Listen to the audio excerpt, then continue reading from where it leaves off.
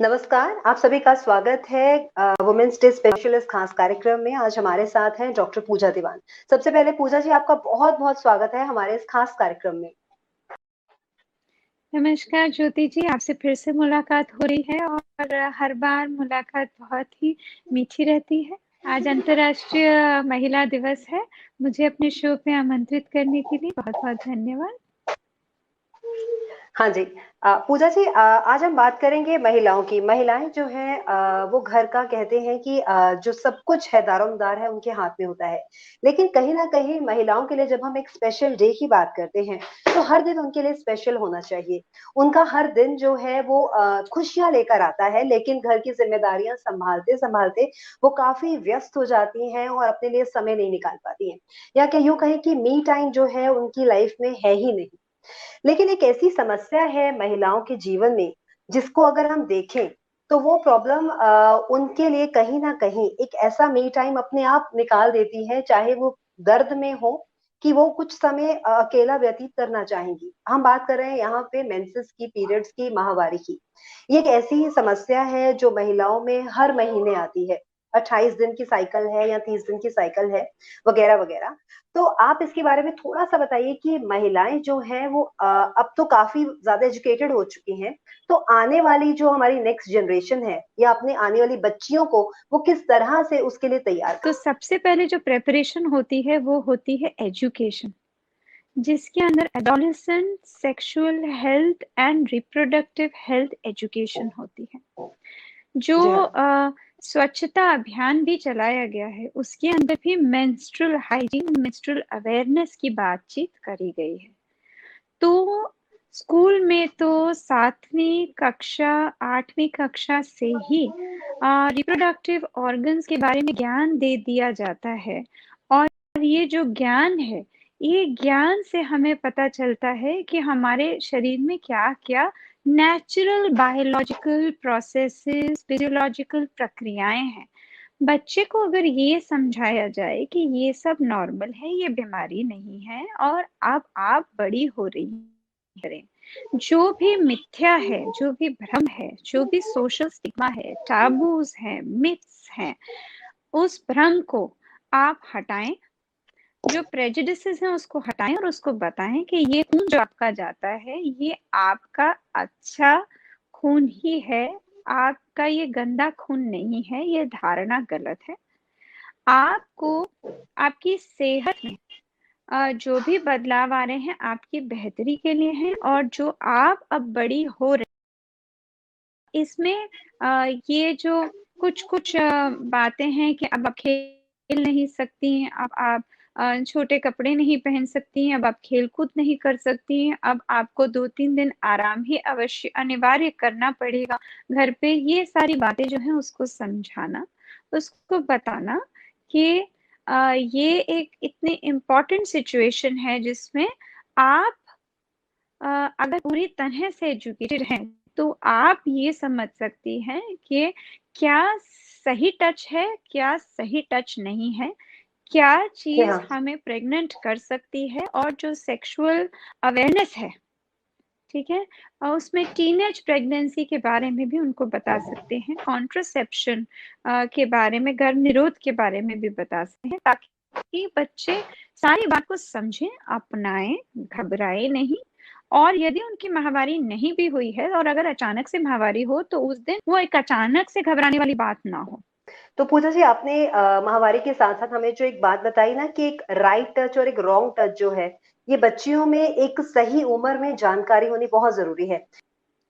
बच्चों को जब बच्चे 5-6 साल के भी हो जाएँ, तभी उनको ये समझा देना चाहिए कि राइट टच का मतलब है वो टच जो कि आपके करीबी लोगों से हो और सही जगह पर हो, और क्या चीज़ें आपके पर्सनल बॉडी पार्ट्स हैं, और वो पर्सनल बॉडी पार्ट्स यदि कोई छूता है या कुछ खिलवाड़ करता है या आपको दिखाने को कहता है, तो वो केवल आपकी माताजी हो सकती हैं, या ज़्यादा से ज़्यादा आपके पिताजी हो सकते हैं, या माताजी पिताजी की देख-रेख में आपके डॉक्टर हो सकते हैं। ये बात समझना, और दूसरी बात, बच्चे को कॉन्फिडेंस में लेना कि कुछ भी हो, मुझे आके शेयर करो, मुझे बताओ। ये जरूरी है, बच्चे के साथ खुले दिल से बातचीत करना, पर्सनल टाइम उसके साथ बिताना, उसकी मन की बातों को समझना, उसको कॉन्फिडेंस में लेना। और ये एक दिन नहीं होता कि आज हमने डिसाइड कर लिया, पर लगातार हर रोज उसके साथ वो 5 मिनट को गुजारना कि जहां वो बच्चा बेझिझक आपके पास आके कुछ बोले अगर उसके साथ कुछ नया या अटपटा हुआ है। आपने जैसे बताया हमें राइट एंड रॉन्ग टच के बारे में, इसके बारे में आपने बताया कि बच्चों को 5 साल के बाद से हमें जानकारी देनी चाहिए ताकि बच्चों को इस बात की खुद भी इंफॉर्मेशन हो जाए, खुद भी नॉलेज हो कि what is right and what is wrong, और हम कैसे किसी अनजान पर विश्वास कर सकते हैं और जो भी स्मार्ट सबसे एंड ज्यादा इंटेलिजेंट होगा। शोषण होता है बच्चों का, अगर आप जी स्टेटिस्टिक्स हाँ। देखें तो अपने घर के हम्म, लोगों से, अपने करीबी लोगों हम्म, से होता है। और वही बिल्कुल चीज सही। सबसे ज्यादा घबरा देने वाली होती है। या तो आपके इमीडिएट घर के घर परिवार और हाउस होल्ड के लोग होते हैं, या वो लोग होते हैं जो आपके करीबी दोस्त या ट्रस्टेड लोग होते हैं जो आपके घर आते जाते रहते हैं, जिसके घर आप छोड़ देते हैं, या आपके खुद के केयर टेकर्स होते हैं, जो आपके घर में बिल्कुल। नौकर चाकर होते हैं, और हम उन पे विश्वास करते हैं। पूजा जी, ये तो बात हो गई राइट एंड रॉन्ग टच की। अब हम बात करते हैं महिलाओं की एक ऐसी और ज्वलन समस्या है जो दिनों दिन बढ़ रही है। कैंसर की अगर हम बात करें तो ब्रेस्ट कैंसर सबसे ज्यादा एक बर्निंग इश्यू है इस समय महिलाओं के साथ। अ, हमें सबसे पहले ये बताइए कि किस एज ग्रुप में सबसे ज्यादा मतलब चांसेस होते हैं ब्रेस्ट कैंसर के। ब्रेस्ट कैंसर जो होता है वो 2 बार अलग अलग उम्र से होने के ज्यादा चांसेस हैं। उसमें जो पहली उम्र है वो है 50 से 54, और जो दूसरी उम्र है वो है करीब 60 से 64। ये जो 2 उम्र है इसमें बाय मोडल पीक, यानी एक बार और फिर दूसरी बार। तो जो 60 से 64 की उम्र है वो ज्यादा है, और 50 से 54 की कम है। हालांकि जब से आपके स्तन बने तभी से कैंसर हो सकता है। तो इसमें जरूरी बात यह है समझनी कि वो क्या, हाँ, कैंसर हमारे घर में चल रहा है। यदि कैंसर हमारे घर में चल रहा है तो इसका मतलब ये है कि घर में फैमिली में ब्रेस्ट कैंसर हो सकता है। तो उसके लिए आप जो फैमिली मेंबर है उसको इन्वेस्टिगेट करा सकते हैं, या अपने आप को इन्वेस्टिगेट करा सकते हैं जीन्स के लिए, जो खासकर 2 जीन्स इंपॉर्टेंट है, BRCA1 BRCA2। यदि आपके घर में फैमिली का कैंसर चल रहा है तो अगर BRCA1 से इफेक्ट है तो 80% चांस है कि आपको आपकी ही जिंदगी में ब्रेस्ट कैंसर होगा, और 40% चांस है कि आपको अंडाशय, अंडेदानी यानी कि ओवरीज का कैंसर होगा। और अगर BRCA2 है तो 40% चांस है कि आपको स्तन का कैंसर होगा, 20% चांस है कि आपको अंडेदानी का कैंसर होगा। अब सवाल ये है कि यदि आपके घर में ऐसा चल रहा है तो आपको कैसे पता चलता है? आपको है यदि आपकी माँ, मौसी, नानी, बहन, बेटी, या आपकी दोती, इनमें से किसी को कैंसर है, यानी कि आपकी मदर की साइड से फर्स्ट डिग्री और सेकंड डिग्री रिलेटिव, कितने फर्स्ट डिग्री हैं, कितने सेकंड डिग्री हैं, कितने करीब और दूर का रिश्ता है, उससे समझ आता है। तो आमतौर पे स्तन के कैंसर के बचाव के लिए हम स्तन की जो मैमोग्राफी करते हैं वो मैमोग्राफी हम करते हैं 40 साल से या 45 साल से। इसमें कोई फिक्स्ड ओपिनियन नहीं है। कई कहते हैं कि 40 साल की उम्र से हर साल कराओ, और कई कहते हैं 45 साल से हर साल कराओ, बट 45 के बाद तो हर साल करानी ही है। फिर सवाल उठता है कि कब रोक देना। यदि रोक देना है तो किसी के हिसाब से 75 साल की उम्र है, तो किसी के हिसाब से जो नॉर्मल हमारी लाइफ एक्सपेक्टेंसी उससे 10 साल पहले है, और किसी के हिसाब से 65 साल तक हमें कराना चाहिए। तो ये हर देश, हर कॉलेज, हर इंस्टीट्यूट, जो बॉडीज है अलग अलग देश की, उनकी अलग अलग राय है। तो पूजा जी, ये तो बात हुई कैंसर की, लेकिन हम ये जानना चाहते हैं कि जो कैंसर है महिलाओं में लगातार बढ़ रहा है, इसका कारण क्या है? हाँ जी। तो अभी सबसे पहले हाँ जी। जो कारण है, उसमें कारण हम्म, ऐसे हो सकते हैं अगर किसी की माहवारी छोटी उम्र में शुरू हो गई, किसी की माहवारी ज्यादा देर तक लंबी चली, यानी कि early age of menarche, late age of menopause. कोई अगर अपने बच्चे को दूध ना पिला पाया, या बहुत छोटी ड्यूरेशन के लिए दूध पिलाया, या उसको बच्चा ही नहीं हुआ, या उसकी देर उम्र में जाके पहला बच्चा हुआ, या फिर अगर स्मोकिंग, अल्कोहल आप लेते हो, या एनवायरमेंटल पोल्यूशन, रेडिएशन का एक्सपोजर हो, या आपको पहले ही ब्रेस्ट कैंसर हो, ये कारण ज्यादा है। और इनमें जो जेनेटिक पैरामीटर्स हैं वो मैंने आपको बता दिए। जेनेटिक में भी एक और किस्म का भी होता है कि कई कैंसर्स फैमिलीज में रन करते हैं, केवल ब्रेस्ट कैंसर नहीं, मतलब पुरुषों में भी कैंसर हो रहा है, स्त्रियों में भी हो रहा है, पर जब फैमिली ट्री बना के देख रहे हैं तो पता चल रहा है कि इस पुरुष को शायद प्रोस्टेट का हुआ था, इस महिला को इसोफेगस का हुआ था, इस महिला को ओवरी का हुआ, इसका यूट्रस का हुआ, इसका इंटेस्टाइन का हुआ, अलग अलग अलग अलग।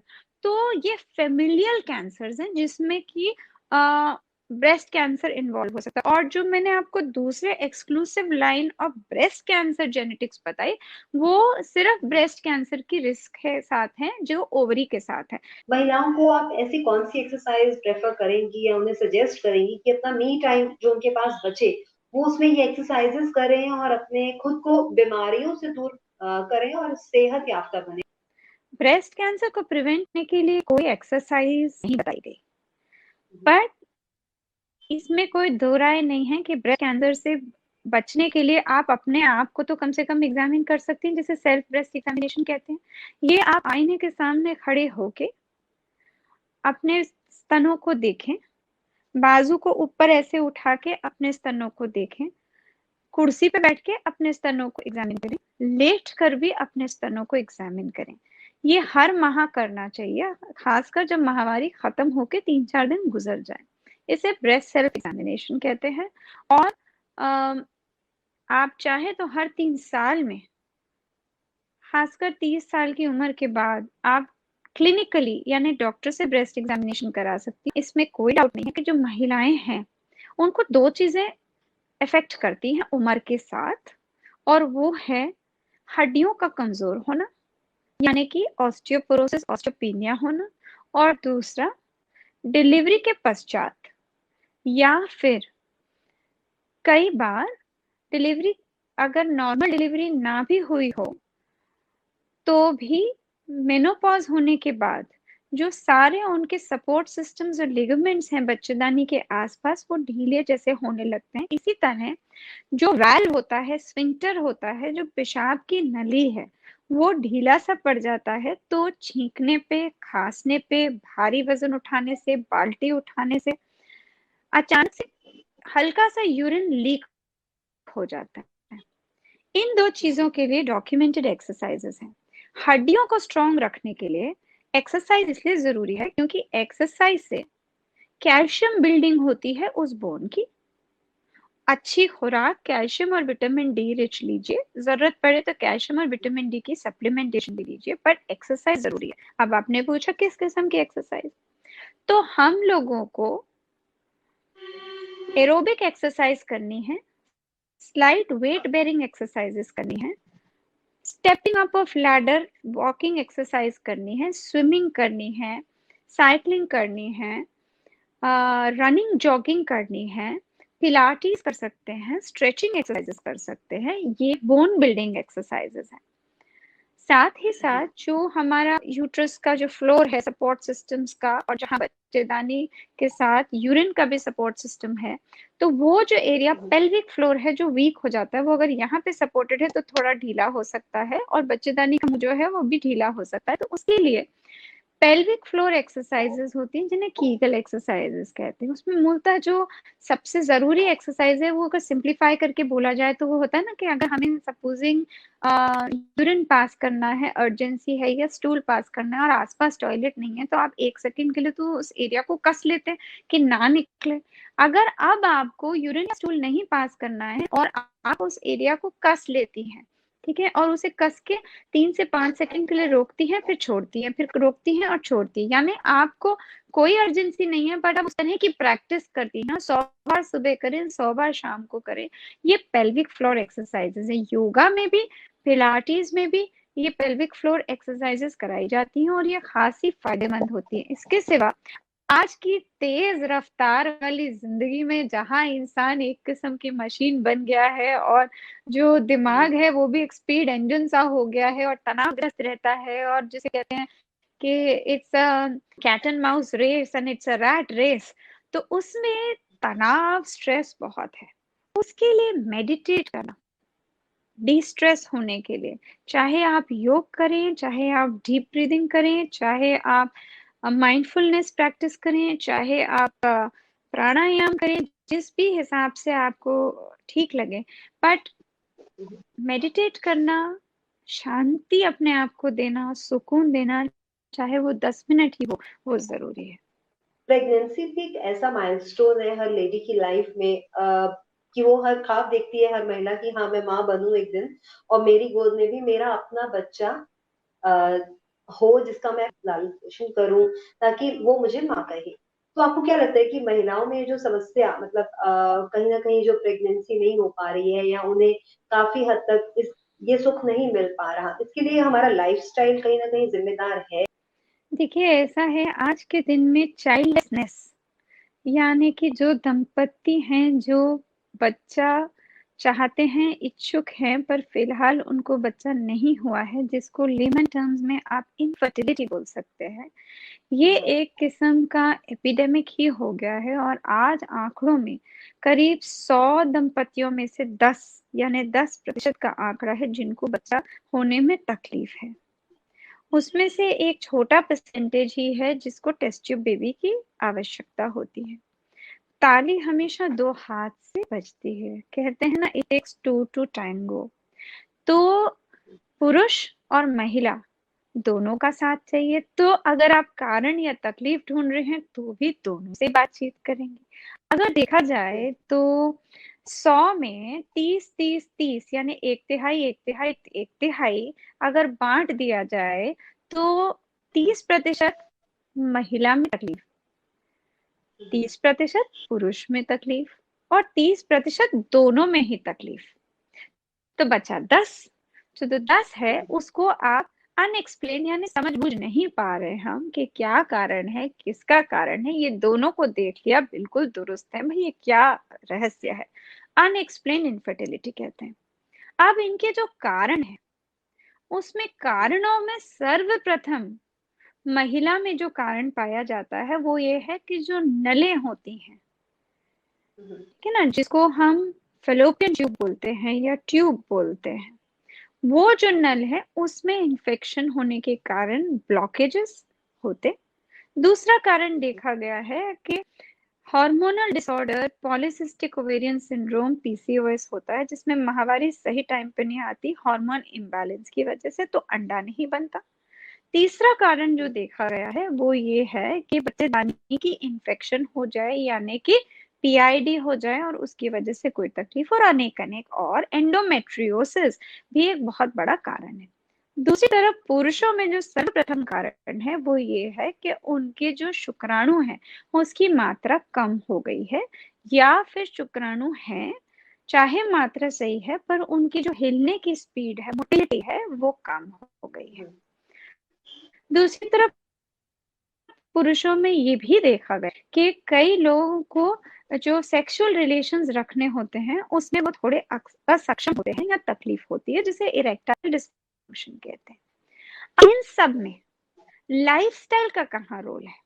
एक तो अनएक्सप्लेन 10% में हो सकता है कि उस कारण से हो, बट जो बाकी लाइफस्टाइल है उसमें आप देखें, स्मोकिंग, धूम्रपान करना, ये बहुत ही इसका निषेध करना चाहिए, और ये एक कारण हो सकता है शुक्राणु की मात्रा या स्पीड कम होने का। दूसरी तरफ अगर हम बहुत गर्म पानी में हैं, बैठते हैं जकूजी स्वाना में, तो पुरुष जो है उन पे प्रभाव पड़ सकता है। अब लाइफस्टाइल में स्ट्रेस, जो मैंने बोला, भागदौड़ की जिंदगी, वो इसलिए रिस्पॉन्सिबल है क्योंकि कोई सुबह की शिफ्ट काम कर रहा है तो कोई नाइट की कर रहा है, तो मिले ही नहीं, मिले तो थके हारे, में करियर की होड़ में है तो हम अपनी प्रेगनेंसी को टाले जा रहे हैं, तो उम्र बढ़ती जा रही है। और तीसरी तरफ स्वच्छता, चाहे वो प्राइवेट पार्ट्स की स्वच्छता हो या फिर जिस एनवायरनमेंट में हम हैं उससे इन्फेक्शन आना, तो उससे भी तो लाइफस्टाइल का फर्क पड़ता है। तो रिप्रोडक्टिव सेक्सुअली ट्रांसमिटेड और रिप्रोडक्टिव ट्रैक्ट इन्फेक्शन की डिजीजेस हो सकती हैं। तो पूजा जी महिलाओं के लिए हमने समस्याओं पे बात की, अब हम बात करेंगे उनकी सेहत के लिए, कि आप उन्हें ऐसी कौन-सी चीज़ें हैं जो सजेस्ट करेंगी कि हर महिला को अपने जीवन में वो चीज़ ऐड करनी चाहिए खाने के हिसाब से? जी, तो जो हमारा खान-पान है उसमें 3 चीज़ों का ख़ासा तवज्जो रहता है। सर्वप्रथम कि महिला को हर मास माहवारी आती है तो खून की कमी हो सकती है। खून की कमी केवल खून जाने की वजह से नहीं, बल्कि खुराक में आयरन की मात्रा की कमी की वजह से हो सकती है। इसके लिए जो आयरन है, वो हमको हरे पत्ती वाली सब्जियों से मिलता है और खजूर, अंजीर इस किस्म की चीज़ों से भी मिलता है। फिर दूसरी बात है कि हमारे को जो अपने शरीर में मेंटेनेंस के लिए प्रोटीन बिल्डिंग चाहिए, मसल बिल्डिंग के लिए वो प्रोटीन चाहिए हमें, तो वो प्रोटीन हमें कहाँ से मिलेगा? दूध से मिलता है, दालों से मिलता है, सोए से मिलता है, पनीर से मिलता है, अनेक और पदार्थों से। तीसरी बात है कि हमको विटामिन चाहिए। विटामिन में सर्वोपरि विटामिन डी चाहिए। कायदे से तो सबसे अच्छा सोर्स विटामिन डी का धूप ही है। मशरूम से भी मिलता है और अंडे के पीले हिस्से से भी मिलता है। हुँ, हुँ, हुँ, फिर हुँ। आती है बात कैल्शियम की। जी कैल्शियम हाँ। हमको चाहिए हड्डियों को मजबूत रखने के लिए। यदि हमारे शरीर में विटामिन डी नहीं है, तो कैल्शियम जो है वो हमारा शरीर ले ही नहीं पाएगा, चाहे हम कैल्शियम खा रहे हों अपने शरीर में उसको जोड़ने के। तो यदि हमको कैल्शियम चाहिए तो सर्वोपरि जो सोर्स है वो दूध का सोर्स है और इसके सिवा हम कैल्शियम तिल सेसमी सीड से भी ले सकते हैं। फिर बात आती है कि अगर हमको स्वस्थ रहना है, मैं तो कहूंगी कि बैलेंस्ड फूड खाइए जिसमें carbohydrate, protein, fats, vitamin, mineral सब हो और कब्जे की तकलीफ बहुत हो जाती है औरतों को उम्र के साथ, क्योंकि कहीं ना कहीं जो इंटेस्टाइन है वो स्पीड कम हो जाती है उनकी। तो पानी खूब पीजिए, रफेज भूसी खूब खाइए ताकि आपको कब्जे की तकलीफ ना हो। तो पूजा जी आपसे बातचीत करके मुझे मेरे साथ-साथ जो महिलाएँ देख रही हैं इस शो को, उन्हें बहुत फ़ायदा हुआ होगा यकीनन। तो फिलहाल आज के लिए पूजा जी बस इतना ही। फिर किसी और शो के साथ, किसी और टॉपिक पर हम आपसे बातचीत करेंगे। फिलहाल तब तक के लिए नमस्कार और जाते-जाते सभी दर्शकों को वुमेन्स डे की ढेर सारी शुभकामनाएँ। नमस्कार। मेरी तरफ से भी सभी लोगों को इंटरनेशनल वुमेन्स डे की शुभकामनाएं। मैं इतना ही कहना चाहूंगी कि भारत देश हमारा स्वाधीन है। स्वाधीनता के साथ साथ आपको स्वावलंबन भी लाना है और आपको प्रतिदिन, प्रतिपल, प्रतिक्षण वर्तमान में रहते हुए अपने आप से प्रेम करना है, अपने आप का ध्यान रखना है, अपने आप को सुरक्षित रखना है, अपने आप को सचेत रखना है और उससे भी ज्यादा जरूरी सकारात्मक रखना है, पॉजिटिव रखना है। इसी के साथ आपसे इजाजत और ज्योति सोही जी को मेरा बहुत बहुत नमस्कार।